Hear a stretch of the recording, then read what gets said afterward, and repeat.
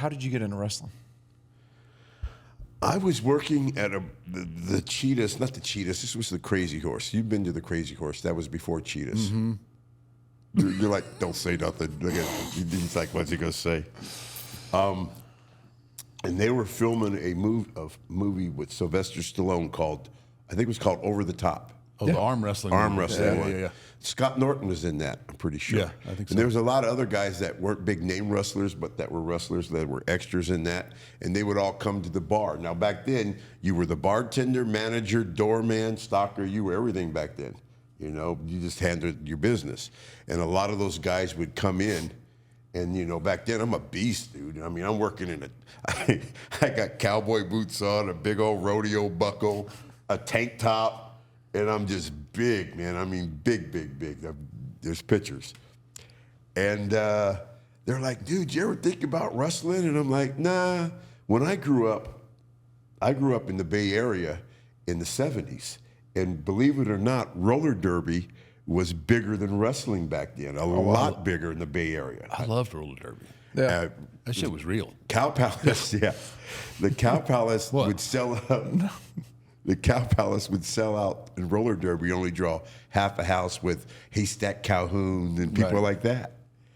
And so I'm like, nah. And then I'm like, nah, I don't really want to do that, man. I got my own thing. And they're like, have you ever heard of this guy, Bam Bam Bigelow? And I'm like, yeah, the dude with all the tattoos on his head. Yeah, I know. I've seen him. They said, well, he made $1 million last year wrestling. I went, wrestling? He made $1 million wrestling? And then everybody's like, dude, you act like a wrestler. You might as well become one because you're as crazy as them guys. They said, you might as well. And then I called where Bam Bam went to the Monster Factory. Right. I called Larry Sharp. Now, back then, there's no cell phones. There's you can't just send a picture to somebody. So I kind of described myself to him. He goes, well, if you fly yourself out here to New Jersey, I'll take a look at you and put you up at a hotel. And when I got up, when he see me get off the plane, he's just, back then, that's when you could go to the plane and wait right at the door and wait. And I can see in his eyes, he's like, wow. Ka-ching. Wow. Next thing I know, I went home. Did you already have the mohawk then, or what were you? No, I don't think so. Okay, all right. And so I went home, told my wife, sell the house. I'm moving to New Jersey. When you sell the house, come join me. And that's where I was at school a very short time. I didn't learn anything because me and Larry Sharp would go out every night, and Larry was impressed with the way that I could talk women into doing things. I just say that. That's a nice way to say it. You get to give the I used to, I'm an old man now, but I used to be able to you could talk lay it my down. way into something. You could lay it down. I give you. And so I never went to school, and that's the whole, Jerry Lawler thing. That's when Jerry see me, and Jerry's like, let me see you throw a punch. He goes, throw a kick. And he goes, oh, you'll be all right. I've only got to work with you for a little bit, but the guys after me, boy, they're in trouble. They are going to be in trouble. But yeah, that's how I got into it. Oh, now, you went through a couple of different evolutions of characters, with the Papa Shango and the Kama and everything. How much influence did you have on those characters, or were those characters kind of given to you? All those characters were given to me. The Godfather was me and my wife's idea, mostly my wife's idea. Yeah. And then when Vince heard about it, Vince came to me and he goes, Charles, I hear this might have some legs to it.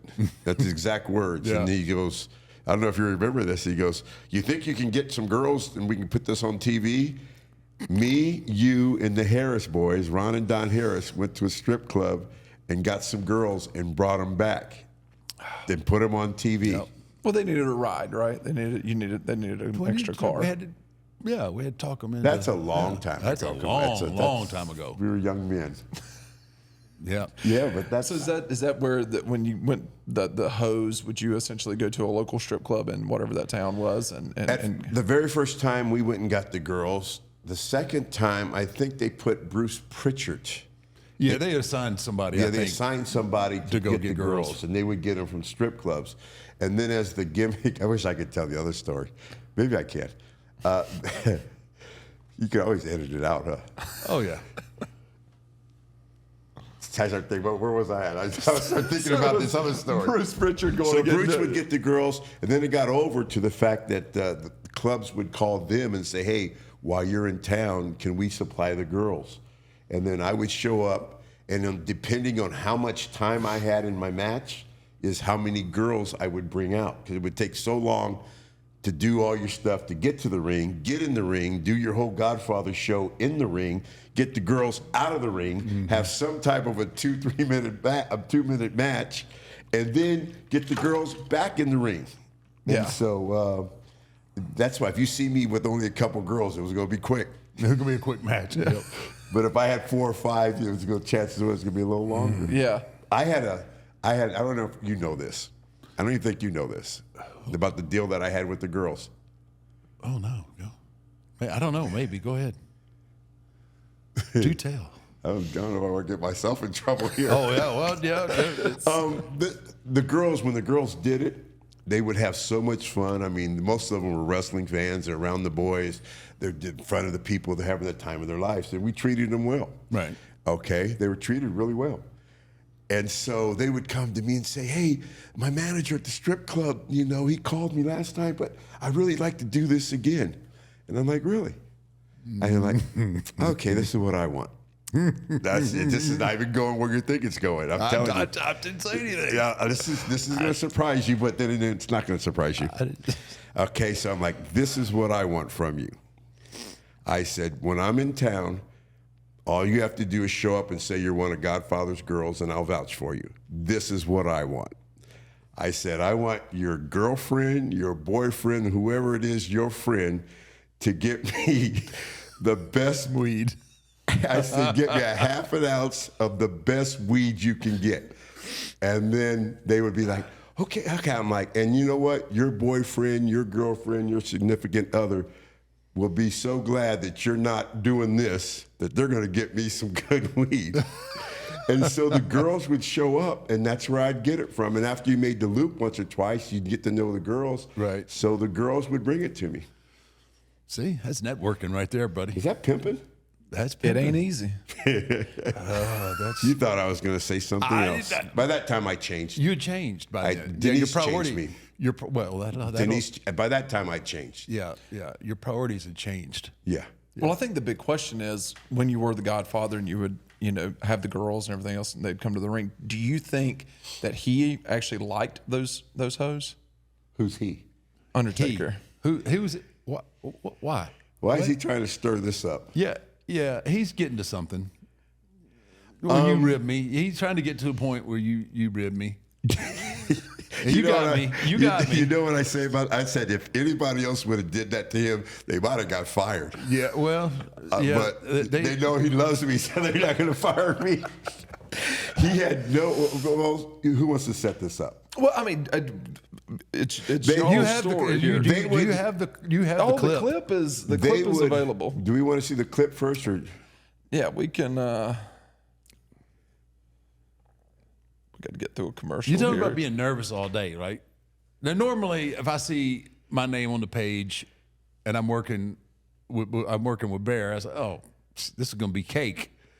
But now he's the Godfather, and I'm trying to figure out how I'm going to work my character.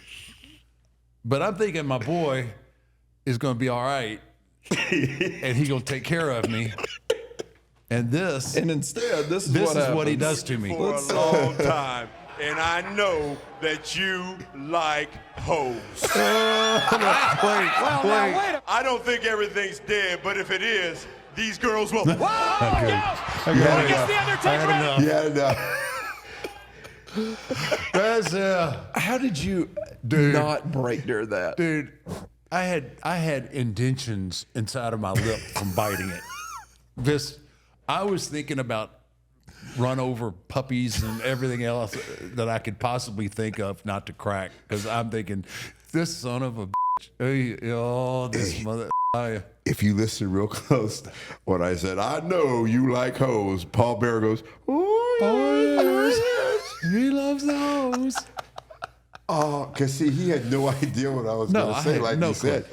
And I don't know, I was just, I could tell by my eyes, I might have been a little medicated, but I'm just having fun, man. And I was trying to get him to crack though. When did you think about doing? I mean, was that something you had thought about all day, or something like? No, I do things on the cuff, man. Right? I don't know how it happened, but it wasn't something I was thinking about all day because it was probably put together. I think it was leading into something with Kane or something.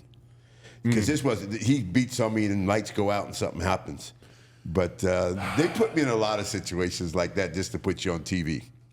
Yeah. And not try to hurt you too bad. Yeah. And what was going through your head the whole I mean, you were just like, I'm cussing him like a dog inside my head. Just what happened in the locker room after this? Oh, I was like, well, then it's just like it is now. Yeah, It's like, yeah. man, why you got to do me like that? Like You know, nobody talks to the Undertaker like that. I know Why you you got like to bring up hoes. hoes to the Undertaker? I know you And he's like laughing, hoes. just like he's laughing right now. Is exactly how he was laughing in the locker room. He was so proud of himself. He thought, and that was it was close. Yeah. Did the office say anything about that? Mm-hmm. Did the office? Vince loved it. Yeah. Oh, Vince- anything that was close to getting me to crack, he would. He was all over it. He was all over it. Yeah. Yeah, that's my boy right there. He just That's your best yeah, friend. that's my boy right there. Yeah. Oh man. You know, I've wrestled him as Papa Shango, Kama Mustafa, Godfather, and Right to Censor. I have been in so many caskets. Do you know how many caskets I've been in? Well, I tell you what, when I died, you're not putting me in no casket. 'Cause I'm We got tired of an urn here. We got an urn for you. Oh my God, I wrestled him with so many different people. Oh Lordy. He just kept changing names. But you know what happened? There'd be a point where I wasn't making a lot of money, and I'm like, Vince, I could go home and make a lot more money and just look at naked women all day, man. What Not am I, bad you know? living right there. You know? And so I would go home, and then something would happen. Somebody would call me. They want to come back.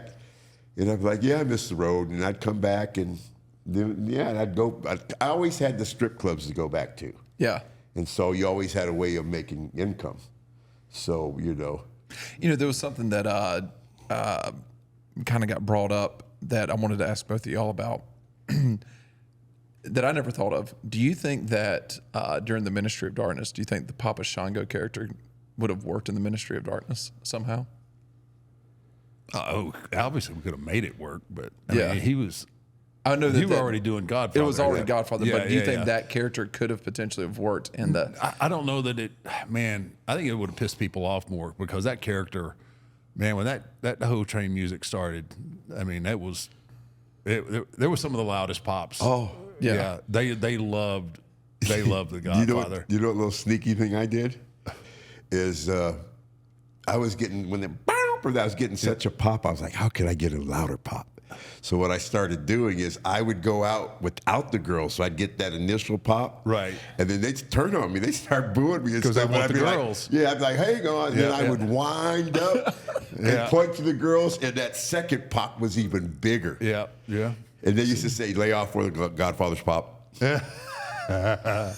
Yeah, see, that's old school right there, bro. Yeah, man. Yeah, man. Yeah, being able to use them and understand that, you know, how to incorporate that the right, not just Yes. bringing them out right off the rip like that. That's that's progressing the That character. second pop was crazy. Yeah, that's, He had learned a lot since '89. Yeah. yeah. You grew somewhat. Yeah, I said, let me entertain them. I love that. That character is so much me that it's just funny. Not the bear, but Charles Wright. It's pretty cool though to be able to get paid to just be yourself. Yeah. Now, when you were the Godfather, what did that do for you when you would go to the strip clubs, or when you? I mean, because I felt like the places would want a guy like you at their venue in town. You know, back then we didn't get hassled too much because most of the guys they were there to see the girls. Yeah. And I think that's another reason we hit strip clubs so much because you didn't really get bothered. You always had a section. People would be cool with you for the most part, but they were there looking at the girls. But no, when you would People always think we're full of crap when we say that we went just because we didn't get bothered there. Yeah, you didn't get bothered there. And everybody think, "Oh man, y'all went there for the girls." Yeah, what? That was the least. All we wanted to do was hang out and drink. That was the biggest thing we wanted to do. Best place to hang out was topless clubs. Yeah, because all the you could guys, have girls anywhere. Yeah. That wasn't a big thing. yeah, the guys just they come there to see girls, so they weren't interested in what we had going on. So we were just drinking and having fun. On your question, it's hard because Godfather is a pimp. You Yeah. know, so it's hard to bring a pimp in here, and especially these days you couldn't do it. But you know what I mean? No, you get canceled these days. Oh yeah. Could you imagine calling girls hoes? Oh yeah, your character does not work in 2024. No. Thank God I had the. Wait, let's figure out how to make your character politically correct. How would we do this in 2024? Would you have to know their? All the hoes are transgender. I don't know. How does that make it okay?